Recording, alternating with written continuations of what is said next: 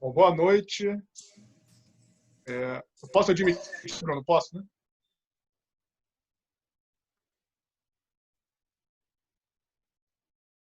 Eles estão sendo admitidos aos poucos, Francisco. Bom. Boa noite a todas, boa noite a todos. Hoje é o nosso primeiro encontro às terças-feiras, às 7h30 da noite. O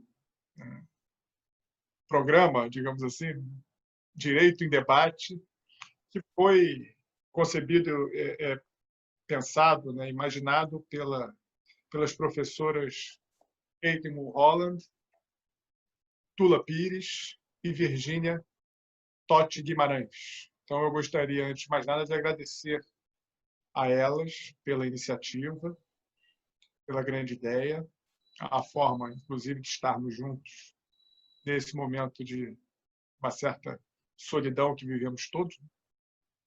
E também é uma maneira de divulgarmos o trabalho que fazemos no departamento. Então, nessa primeira live, né, nesse primeiro encontro, a Kate, a Tula e a Virgínia incumbiram da tarefa de escolher um convidado, que foi o professor Adriano Pilati, né?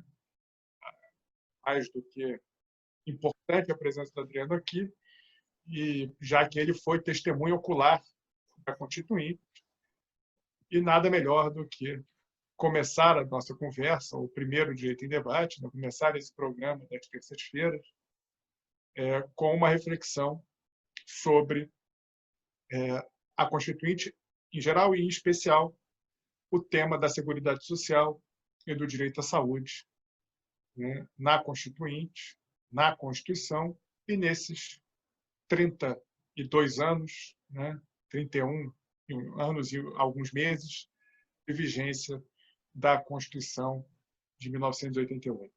Então, eu gostaria, portanto, de agradecer a presença do professor Adriano e a presença dos professores, alunos e amigos que estão aqui conosco, né, nessa noite.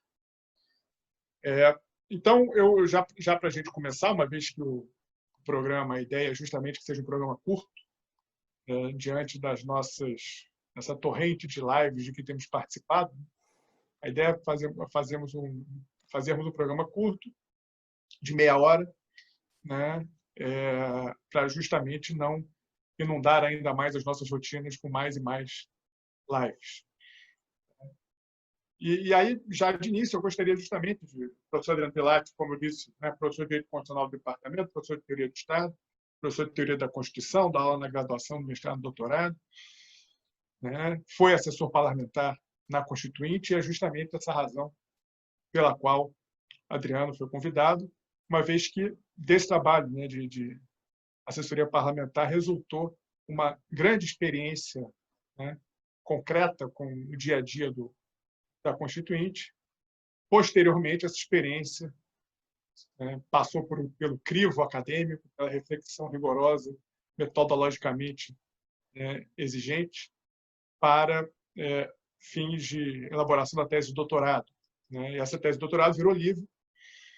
Né? A tese de doutorado do Adriano virou um livro, já está na 4ª edição, salvo engano, chamado A Constituinte de 87 e 88, Progressistas, Conservadores, Ordem Econômica e Regras do Jogo. Então, eu gostaria justamente já de levantar essa questão para o Adriano, porque o livro expõe as tensões internas da Constituinte e busca fornecer uma resposta para a grande indagação sobre os resultados da Assembleia Nacional Constituinte. Como uma Assembleia de maioria conservadora produziu um texto inovador e que foi capaz, na medida do possível, né, de absorver diversas demandas sociais, econômicas, políticas, ambientais, né, que não faziam parte propriamente do ideário da bancada conservadora, que era a maioria naquela Assembleia. Adriano. Bom, isso dá um livro, né? rapidamente, e para a gente chegar antes de mais nada, não dá. Estou vendo tanta gente querida, tanta gente amiga, tantos colegas. Estou vendo aqui Augusto Werneck, que também esteve lá na Constituinte pela representação do Estado do Rio de Janeiro. Estou vendo Dorival, nosso ex-mestrando, que fez um belo trabalho, uma bela dissertação sobre o SUS. Estou vendo tanta gente querida que eu não vejo há tanto tempo, que eu queria, em primeiro lugar, agradecer às organizadoras, agradecer ao Chico, agradecer, nossa, estou até intimidado de ver tantos colegas, né, tomando seu tempo para estar aqui junto. E, enfim,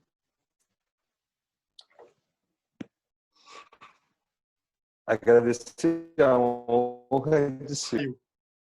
Adriano? Voltei. Voltou? Foi tanto sentimento que a rede caiu. Obrigado a todo mundo. É muito reconfortante poder revê-los nessa hora e, sobretudo, para pensar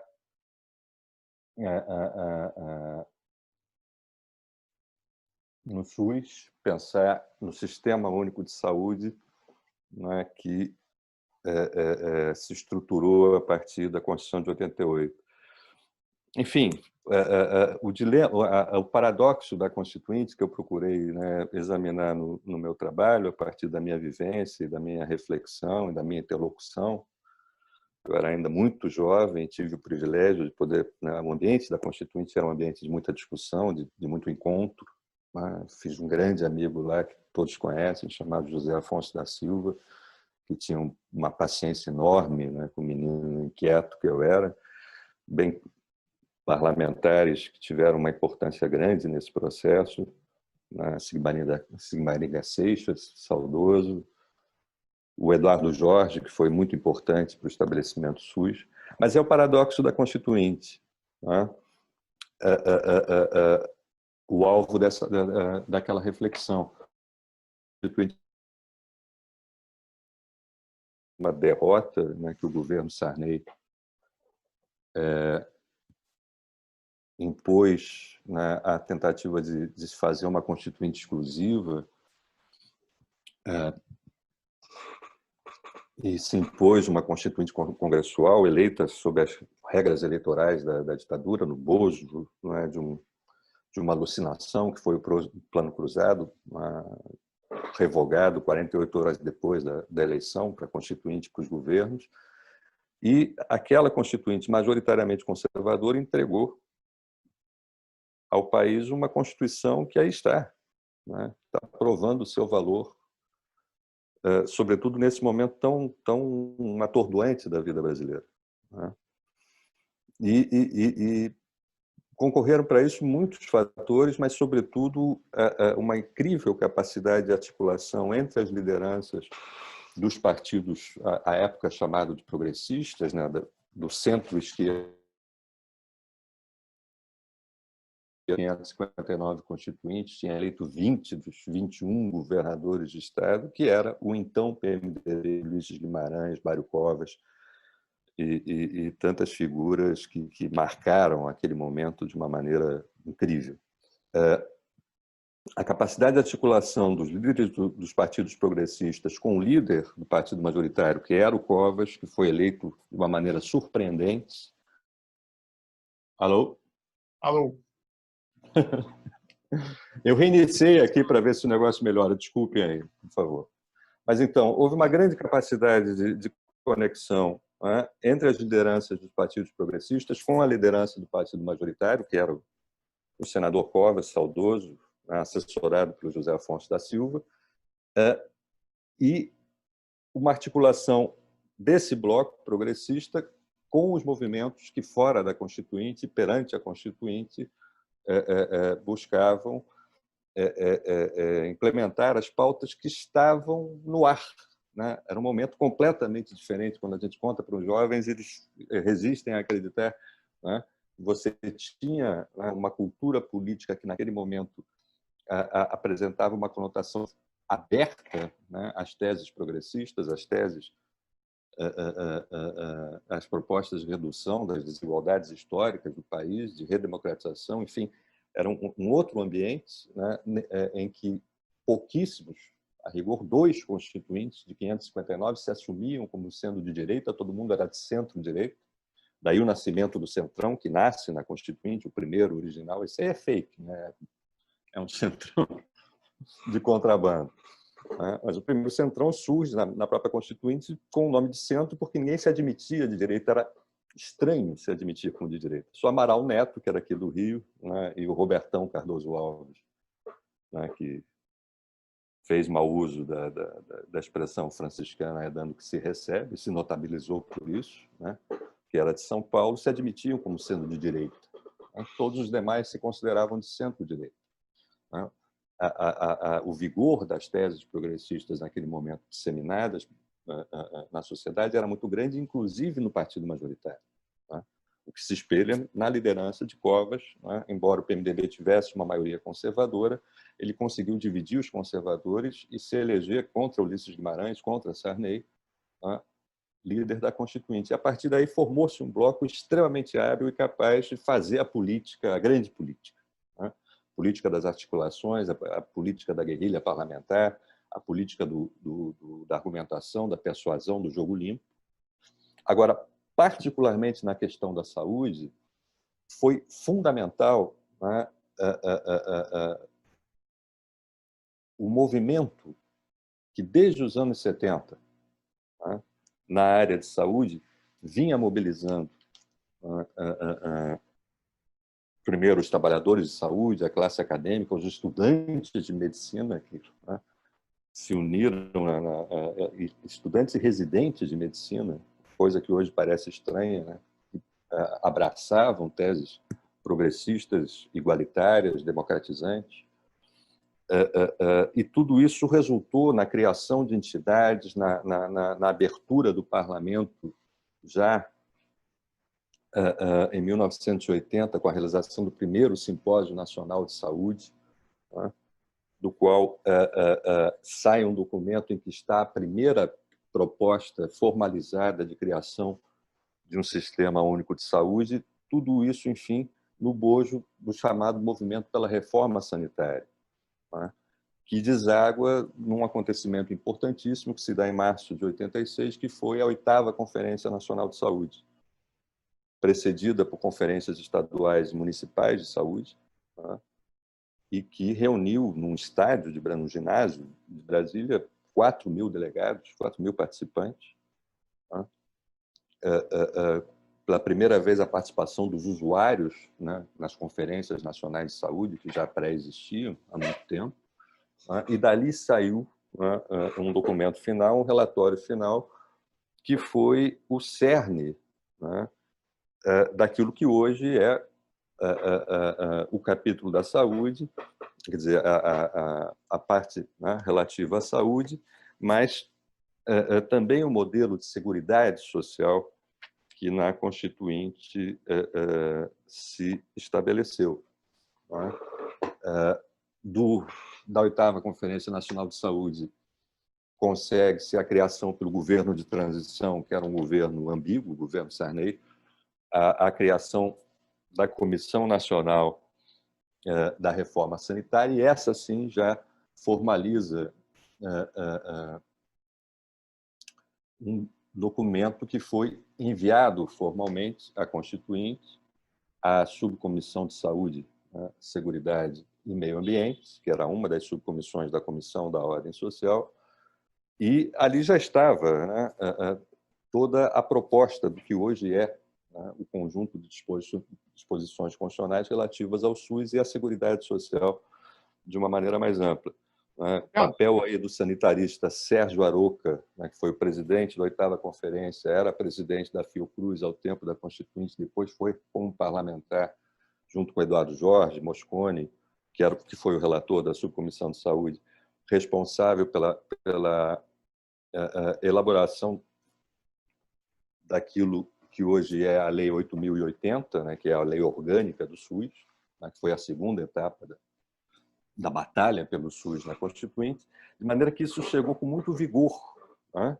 Foi incorporado já na subcomissão, foi mantido pela Comissão da Ordem Social. A Comissão da Ordem Social foi um momento particularmente dramático da Constituinte, né? Porque das 8 comissões temáticas, né, que elaboraram os projetos setoriais, depois reunidos, né, no projeto de Constituição por uma comissão de sistematização e depois votados pelo plenário, nesse amplo processo de elaboração aberto à participação popular, já na subcomissão, o constituinte Carlos Mosconi incorporou, né, ao seu relatório as teses, né, da campanha nacional pela reforma sanitária e muito especialmente da Comissão Nacional pela Reforma Sanitária vinculada ao Executivo, né. Dali, ele passou a constar do relatório da Comissão da Ordem Social, que foi a única comissão da Constituinte que não conseguiu entregar um anteprojeto.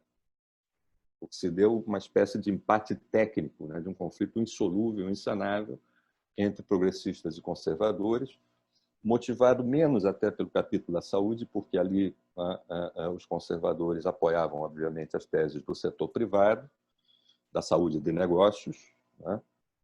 E havia uma proposta que não prosperou de se proibir, né, a destinação de recursos públicos na área de saúde para o setor privado, acabou se chegando a um modelo de consenso, que é o atual, quer dizer, permite-se, né, para instituições que não tenham fins lucrativos, como as Santas Casas e outras benemerentes, a destinação de recursos públicos. Mas para a saúde de negócios, não, né? E uma outra questão polêmica, os jovens também estranham isso, até 5 de outubro de 88, o sangue era bem de comércio no Brasil. Os bancos de sangue privado compravam sangue nas sarjetas. Pessoas desnutridas, adoecidas, né, sem nenhum controle, né, repassavam aos hospitais sem nenhum controle, né. O símbolo disso é o Betinho. Aliás, Betinho e seus irmãos, né, que morreram tragicamente por força da contaminação nas transfusões de sangue, desse sangue que não se sabia de quem, sem exame, sem coisa nenhuma, né? E havia a proposta progressista, que foi vencedora, de proibir qualquer tipo de comercialização, sangue, hemoderivados, órgãos, tecidos, etc., né? Retirar a vida, né, humana do universo dos bens de comércio, né, do circuito de circulação da mercadoria. Mas a proposta do SUS, propriamente, eu não sei se porque os conservadores não acreditavam nela, achavam que ia ficar, né, não foi exatamente o que polarizou, né? Na Comissão da Ordem Social, os assuntos ligados ao modelo de comunicação social, às telecomunicações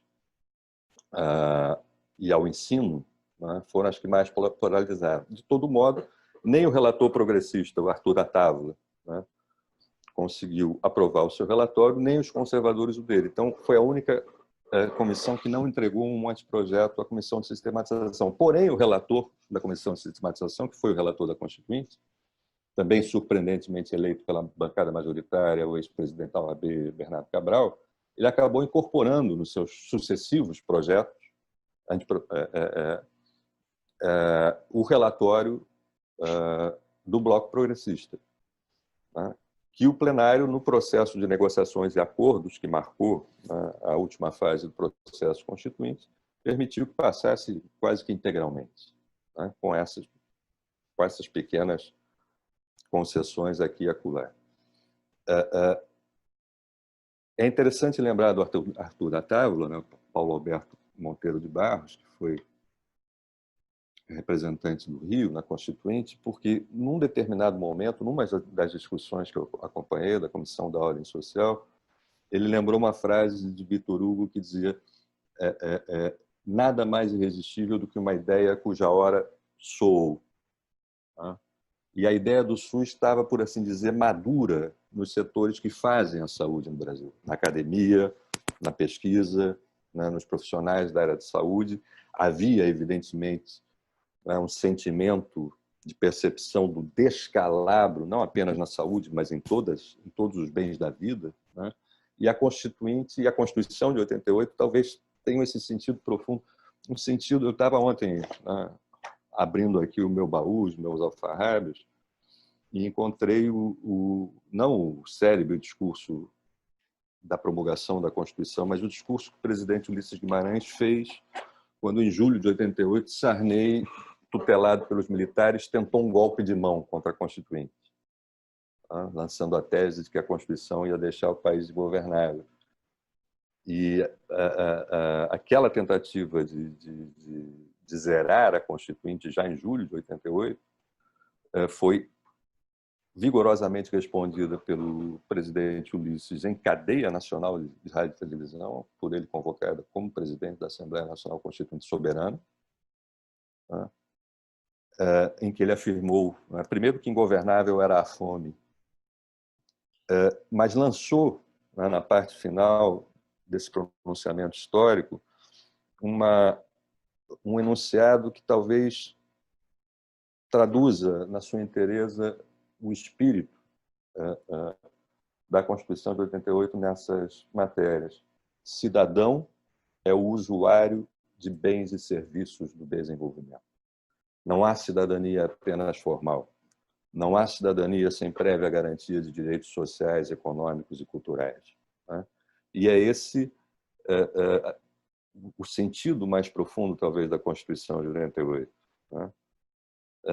Aquilo que o nosso colega e meu querido orientador de doutorado, Renato Lessa, chama de programa civilizatório proposto pela Constituição de 88, do qual o SUS é certamente um dos pontos altos. Desculpem aí ter me alongado, mas uma breve síntese, né, de um processo riquíssimo que daria horas de conversa. Mas leio a dissertação do Dorival, que conta boa parte dessa história. A dissertação do Dorival é outra referência também, bem lembrada. Bom, Adriano, você realmente já expôs, né, em linhas gerais, o conflito central, né, que se travou naquele momento na Constituinte. E aí agora eu queria trazer para você uma reflexão, porque, como você lembrou do sangue, a gente pode, né, também mencionar aqui, enfim, o combate ao HIV, né? Isso eu lembro, porque minha geração viveu essa experiência, né? Eu sou da geração cuja vida sexual ativa começou em meio a uma pandemia, né, de HIV. Quem tem hoje na faixa de 40 anos experimentou justamente isso. E eu me lembro, na minha adolescência, que o panorama era o Brasil se tornar uma tragédia humanitária, como agora se tornou, né, nessa pandemia. Mas o SUS, efetivamente, foi o grande responsável por evitar, né, que a pandemia de HIV produzisse efeitos mais nocivos e mais terríveis do que já produziu no Brasil. E o Brasil se tornou referência no tratamento do HIV. Quer dizer, como você lembrou, uma vez que as liberdades, né, já haviam sido, de certa maneira, consagradas na Constituição de 46, né, até na Constituição de 34, né, certamente o SUS é uma das grandes inovações civilizatórias da Constituição de 88. Né, um fato inédito, né, o primeiro sistema único de saúde de país com mais de 100 milhões de habitantes. Né, essa criação, né, não tem paradeiro, ou não tinha até então paradeiro na história da humanidade. Foi a primeira experiência nesse sentido, o que, inclusive, também é muito pouco dito. Né? E aí o SUS nos põe diante, eu queria ouvir de você essa questão, da própria discussão da nossa noção de desenvolvimento. Né? Durante os últimos 32 anos, eu acredito que esse embate entre conservadores e progressistas se desenvolveu ferozmente no campo também da saúde pública, infelizmente. A CPMF foi criada para ajudar a saúde e imediatamente foi sequestrada para pagar contas de juros. Posteriormente foi derrubada sem nada, sem nenhuma alternativa para o financiamento do SUS. Mais recentemente, a emenda constitucional 95 instituiu uma moratória social, uma moratória de saúde pública por 20 anos, sem qualquer tipo de justificativa plausível. Né? Fizemos uma moratória social para pagar a dívida, esse era o argumento, que a dívida hoje aumentou, né, alucinadamente nos últimos 4 anos e já atingiu 100% do PIB brasileiro. Enfim, a própria noção de dívida a gente poderia também discutir, né, porque, no final das contas, é represamento. Quem emite moeda não deve, pelo menos não deve internamente. Né? Se o Estado pode emitir moeda, a ideia de dívida interna é um problema, é um paradoxo, mas isso é uma questão para outro momento. Eu gostaria de ouvi-lo justamente isso. Como deu, na sua opinião, né, esse processo nos últimos 32 anos, né, e quais os desafios que estão postos diante de nós, uma vez que essa pandemia, que é a 4ª do século, é bom lembrar, as pessoas não se dão conta, é a 4ª pandemia do século. Esse pode ser um século de pandemias. Né? De que maneira e quais os desafios estão postos para nós justamente nesse, né, esforço de construir uma saúde universal, algo que agora se provou absolutamente fundamental, porque não se combate epidemia no hospital. A epidemia se combate na trincheira, precisa ir atrás, né, do processo de replicação viral. Vamos falar em termos biomédicos. Né? É preciso matar a replicação viral na raiz e a difusão do vírus na raiz. Então, a saúde privada é absolutamente incompetente, né, ineficiente, como é o léxico que se usa para desenvolver esse tipo de ação. Então, gostaria justamente de ouvi-lo nesse sentido, esse balanço desses 32 anos, se essa tensão, como ela se desenvolveu, as perdas, os ganhos nesses 32 anos que nós tivemos, e o modelo de desenvolvimento que está em xeque. Só para fazer um último comentário, eu estava hoje lendo uma entrevista, né, e de um cientista social, ele dizia que a vacina da SARS, a primeira SARS, né, que é um primo desse vírus que agora circula, não foi adiante porque o vírus desapareceu. Mas se tivesse ido adiante essa vacina, já teríamos uma base para, em 6 meses, produzir uma nova vacina, como foi o caso da pandemia de H1N1. Já existia a vacina da gripe, a base estava pronta, era só acrescentar um novo vírus àquela base de vacina. E essa vacina não foi adiante. Curiosamente, a vacina, né, é uma das vacinas que já está em fase final de teste. Era uma vacina da primeira SARS, que foi adaptada para o novo coronavírus, né? O que mostra justamente que o investimento em saúde é propriamente investimento, não é gasto. Então, eu gostaria justamente de ouvi-lo, porque nesses 32 anos a gente conviveu com a expressão gasto em saúde, gastos em saúde, etc., etc., etc. E justamente essa é a posição da conservadora, né, que provavelmente desde a década de 80 já falava de gastos em saúde. Então, gostaria de ouvi-lo justamente para fechar, inclusive, já que né, hoje eu vou dar o desconto para o pessoal, né, já que a internet do Adriano caiu, temos aí 10 minutos de desconto, só para a gente fazer esse balanço. Esses 32 anos, eu sei que é pouco tempo para fazer um balanço tão grande, mas a partir justamente dessa tensão entre progressistas e conservadores, se ela se reproduziu nesses 32 anos, em que medida, com que tipo de ganho para o lado progressista, quais as perdas, enfim. E aí, qual é o modelo de desenvolvimento, em que termos, qual é o nosso desafio futuro para a mudança do nosso modelo de desenvolvimento, né, que está justamente centrado nessa lógica de que saúde e educação são gastos, ciência e tecnologia é um gasto, quando, na verdade, não há sociedade possível, complexa, como é a sociedade brasileira, sem investimento pesado em saúde, ciência, tecnologia e educação. Gasto em educação, gasto em saúde. Né? Para quem entende a vida como um bem de comércio, tudo se mede, né, em gasto. Né? Claro, é preciso encontrar as formas. Né? Inclusive, a Constituinte criou uma forma, né? A prescrição de um orçamento de seguridade social para financiar as ações de saúde, assistência e previdência num modelo integrado, com fontes próprias de recursos, com toda uma estrutura financeira, né? Além dos princípios. Quer dizer, um balanço tão longo, em tão pouco tempo, ficaria superficial. Eu queria operar mais com contraste. Né? Quer dizer, pensar o que era a saúde pública, o que era a saúde no Brasil, até 4 de outubro de 88 e depois. Né? Coisa que os mais jovens também não talvez não conheçam bem, até 4 de outubro de 88, só tinha direito à assistência médica nesse país quem tivesse carteira assinada, ou fosse casado, né, ou filho de quem tivesse carteira assinada. O grosso da população brasileira, trabalhadores informais, desempregados, donas de casa sem esses vínculos, que não fossem contribuintes, estava fora, né, do alcance da assistência médica. Tinha lá, né, um conjunto admirável e fantástico de santas casas, instituições benemerentes, as cidades melhor equipadas tinham hospitais públicos de referência, mas a oferta de serviços de saúde era basicamente restrita àqueles integrados ao mercado. Né? O fundamental aí foi essa decisão de princípio, né, da Constituinte, um princípio deduzido, né, numa estrutura institucional, no modelo de gestão, no modelo de participação, no modelo de financiamento, né, numa repartição de competências, né, que o Supremo recém examinou em matéria de saúde, ou seja, um princípio que deu vida a uma... Eu costumo dizer que só pelo SUS a Constituição de 88 já teria se justificado. Não precisaria mais nada, e há muito mais, como sabemos. Né?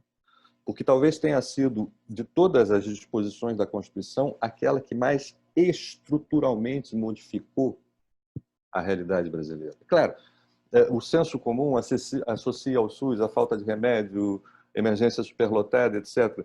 Mas é um desafio enorme para qualquer povo, para qualquer estado, para qualquer sociedade, você estabelecer, a partir de hoje, né, a saúde é um bem da vida, né, de acesso universal. Não se pagará por isso. Não se perguntará quem é. Né? Isso é uma coisa revolucionária. Né? Do ponto de vista estrutural, talvez a transformação mais profunda que a Constituição de 88 imprimiu na nossa sociedade. Né? E a partir daí, a partir da implementação, né, do modelo, primeiro, né, toda a batalha da Lei Orgânica da Saúde, que acabou, né, com limites e concessões, mas ainda, né, o modelo da Lei 8.080 é o modelo, né, fiel, né, às normas constitucionais sobre o SUS. E há algumas providências, né, que foram sendo criadas a partir desses comandos constitucionais e legais. Né? Sobretudo o Programa de Saúde da Família, né, já no governo Itamar, que hoje atende 2/3 da população brasileira. Né? Quando se fala em SUS, é preciso olhar para o retrovisor, ver como era antes. Né? A saúde não era um direito de todos, um dever do Estado, nos termos, né, eficazes em que está posta. Num pequeno agrupamento, os que reclamam que a Constituição é extensa deveriam rever seus conceitos a partir da leitura, né, ou da releitura desse pequeníssimo grupo de artigos, né, se incluir os relativos à Seguridade Social, que são 2, né, nós temos uma seção da saúde, né, com mais...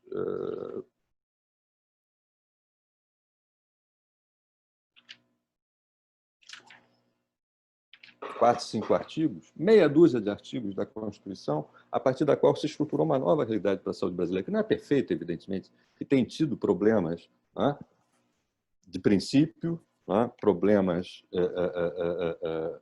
de financiamento, problemas de gestão, mas que, primeiro, é um sistema universal. É um sistema, você deu os exemplos, né, que em matéria de assistência medicamentosa, a AIDS serviu de modelo para a Organização Mundial de Saúde e foi replicado em vários países do mundo. E foi pioneiro. É falar de todo o conjunto de responsabilidades que a estrutura do SUS assume, a vacinação em massa, regular, periódica, permanente, sobretudo das crianças. Quando se fala em SUS, não, eu tenho saúde complementar, eu tenho saúde privada, tal. Mas se você sofrer um acidente automóvel, é uma ambulância do SUS que vai te buscar. Depois é que o hospital privado vai entrar, o seguro-saúde vai entrar. Né? Uma série de coisas que as pessoas não associam ao SUS. Né? E com todos os percalços. Por quê?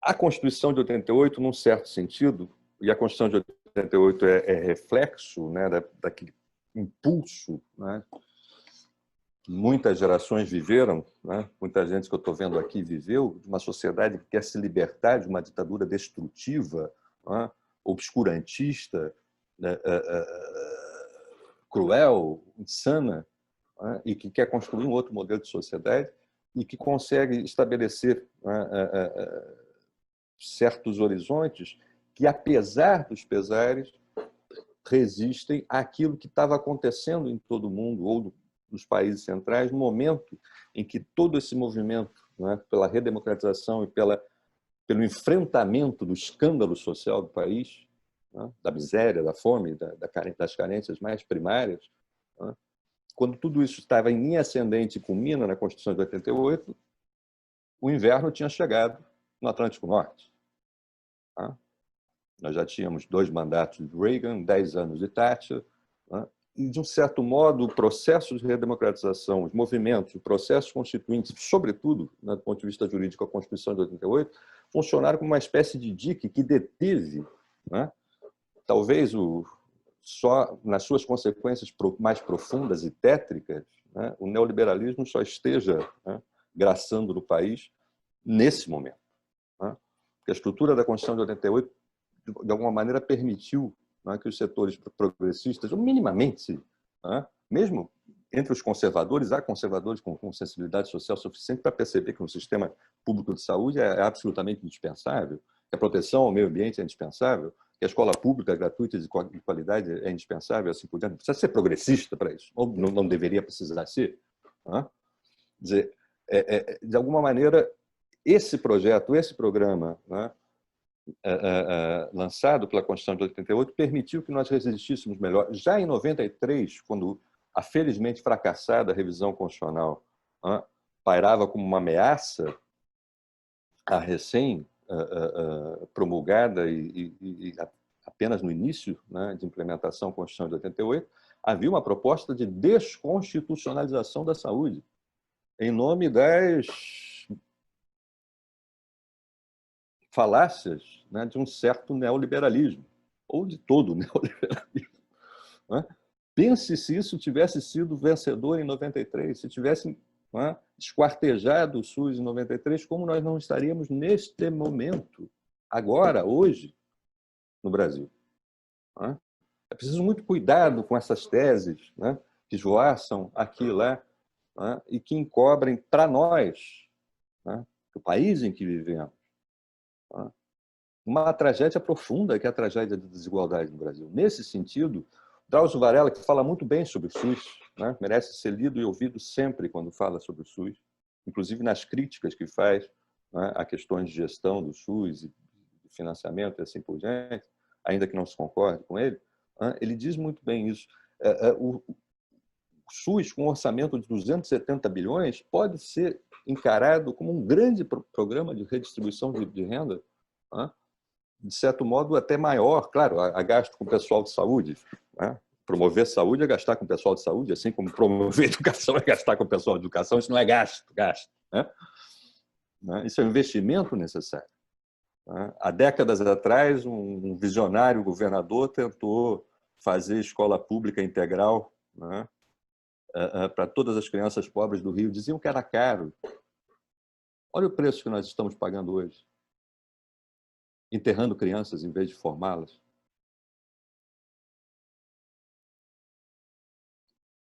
Oferecendo-lhes fuzis em vez de computadores. Quando a gente pensa na Constituição de 88, em todas as bobagens que se dizem sobre ela, é preciso pensar nisso.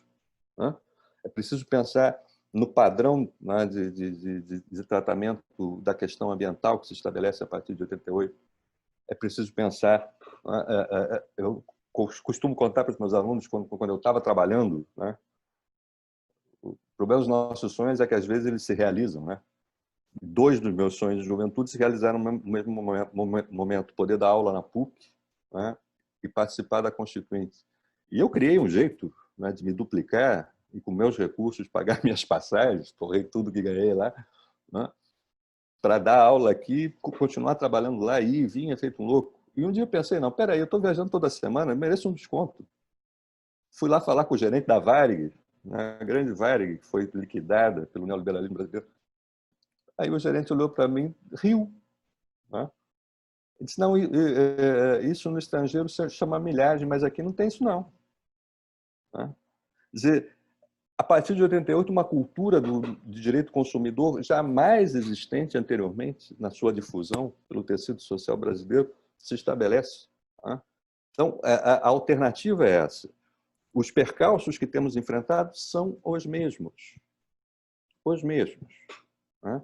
Nessa questão da saúde, há os que entendem que a saúde é um bem de comércio, para enricar, né, acionistas, para enricar CEOs, para enricar financistas, rentistas, o que for. E há que quem compreenda que a saúde é um bem da vida. E eu acho que esse é algo que está se afirmando na tragédia do processo que nós estamos vivendo, né, particularmente no Brasil. A consciência da necessidade de um sistema público de saúde, né, que se mantenha universal e que se transforme no sentido da qualidade e da abrangência e assim por diante. De repente, né, parece possível restabelecer, né, o consenso, né, quanto à necessidade de fortalecimento do SUS. Como, de repente, né, coisa que parecia impensável um ano atrás, até os economistas mais conservadores, Delfim Neto, ontem, né, na Rede Globo, já defendem uma renda básica universal. Coisas que pareciam, né, miragens há alguns anos atrás, pura e simplesmente. Por quê? Porque nós estamos nos defrontando, nesse momento, com esta questão crucial. Né? Qual é o padrão que uma sociedade escolhe, né, quando se trata de encarar os bens da vida? Eles são bens, né, destinados a serem objeto de acumulação e lucro, ou eles são bens que devem ser traduzidos em direitos efetivamente garantidos por políticas públicas, né, por estruturas orçamentárias, por estruturas administrativas, né, e por estruturas de prestação de serviços que sejam financiadas por todos, né, porque o vírus não quer saber quem tem plano A, B ou C. Né? Então, há certas questões que não podem ser, né, partilhadas por esse critério grosseiro, né, primário, cavernícola, né, de decidir que você tem acesso a algo que deveria ser um direito universal, se você tem ou não uns papéis no bolso, né, ou umas cifras na internet. Eu acho que essa é a questão fundamental. E a Constituição de 88 deu respostas contundentes, né, a um grande grupo dessas questões fundamentais. E certamente a questão da saúde, talvez do ponto de vista estrutural, tenha sido a mais importante. Né? Os problemas são esses, né, sobretudo problemas de financiamento e de gestão, mas por mais que se tenha tentado, por mais que se tenha aberto flancos, né, para a especulação privada nessa área, a ideia, né, o modelo do SUS, malgrado, né, suas precariedades, malgrado seus percalços, é uma conquista da sociedade brasileira. É um patrimônio, né, coletivo do povo brasileiro. E assim deve ser encarado, e assim deve ser defendido. Né? Deve ser criticado, deve ser aprimorado, mas é algo de que não podemos abrir mão. E talvez nos sirva também de inspiração para pensar em outras questões correlatas, né? Outras questões análogas, em que, antes de mais nada, parece ser preciso o que a sociedade brasileira fez em 88. Definir certos, né, pressupostos sobre a nossa vida em conjunto. Né?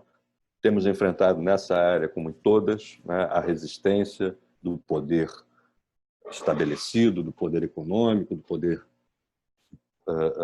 ideológico, do fundamentalismo religioso, de tanta coisa negativa que se precipitou sobre nós. Né? Mas esse talvez seja um momento, né, em que podemos fazer dessa pausa forçada uma retomada, né, daquelas verdades fundamentais que enunciamos belamente em 5 de outubro de 88.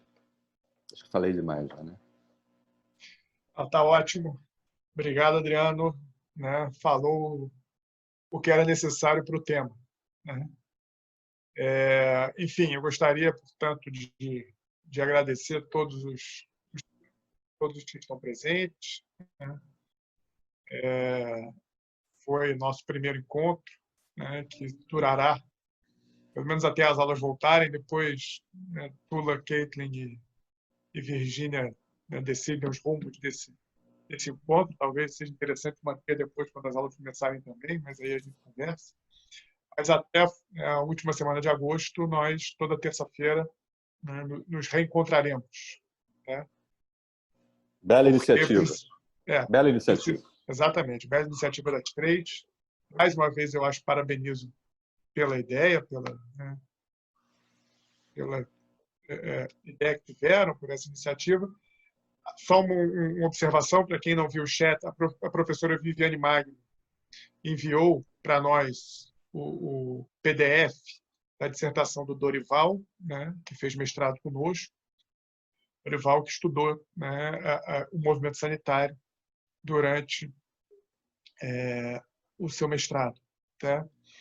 Enfim, então procuramos abrir com esse tema, porque é o tema que hoje nos toca necessariamente a todos, né? Independentemente de qualquer condição ou diferenciação subjetiva. O tema do direito à saúde universal, o tema do sistema único de saúde, né?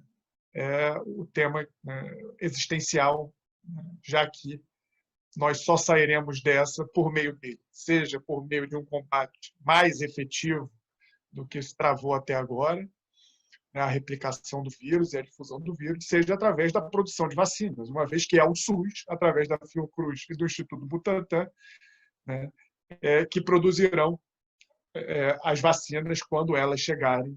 Esperamos todos que seja logo, né, e seja breve essa espera. Enfim, é isso. Foi uma alegria reencontrá-lo, Adriano. Foi uma alegria reencontrar aos demais. E, enfim, acho que por hoje é só. Hoje deu um desconto, já que a internet do Adriano no início estava instável. Deixa só dar tchau para todo mundo. Foi uma grande alegria. Saudade, alegria poder vê-los assim. Daqui a pouco a gente se abraça. Todos vacinados, a gente se abraça. É isso. Tchau, pessoal. Obrigado pela presença.